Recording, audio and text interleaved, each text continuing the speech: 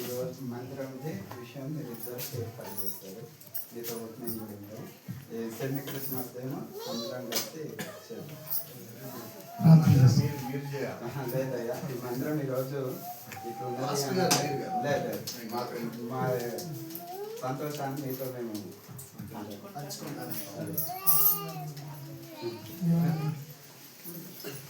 ప్రార్థన చేసుకుందాం. ప్రత్యేకంగా ఈ సెమీ క్రిస్మస్ సెలబ్రేషన్ సందర్భంగా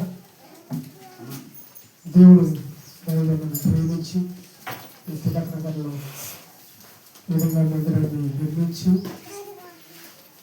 విధంగా అనేకమైన ఆధ్యాత్మిక కార్యక్రమాలు నిర్వహించడానికి ప్రభు ఇచ్చిన గొప్ప ధన్యతను బట్టి ప్రత్యేకంగా ఈ సెమీ క్రిస్మస్ కార్యక్రమం కూడా ఇది ఏర్పాటు చేసేట్టుగా ప్రార్థన చేసుకుందాం. మహాపరిశుద్ధమైనటువంటి మా ప్రియ పరలోక తండ్రి, మహోన్నత రాజా, సర్వాధికారి నీ శ్రేష్టమైన నామానికి వందనాలు చెల్లిస్తున్నాం.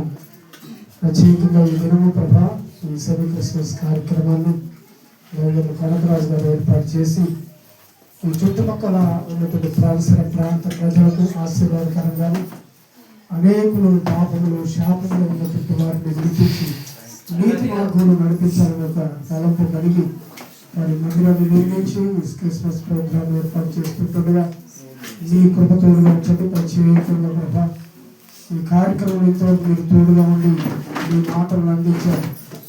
విన్నటువంటి ప్రతి మాట కూడా ప్రతి ఒక్క హృదయాలలో అది నాటుకుపోయి వారి జీవితంలో మార్పు కలగడానికి కృప చూపమని ప్రార్థిస్తున్నాం.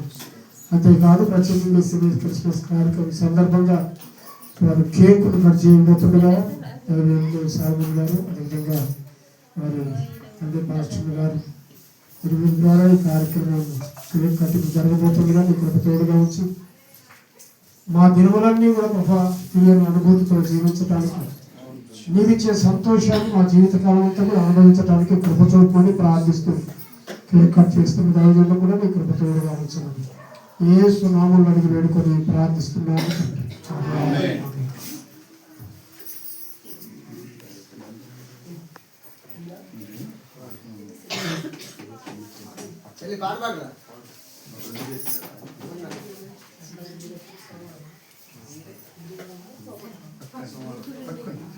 మరండి అందరం కలిసి కట్ చేద్దాం.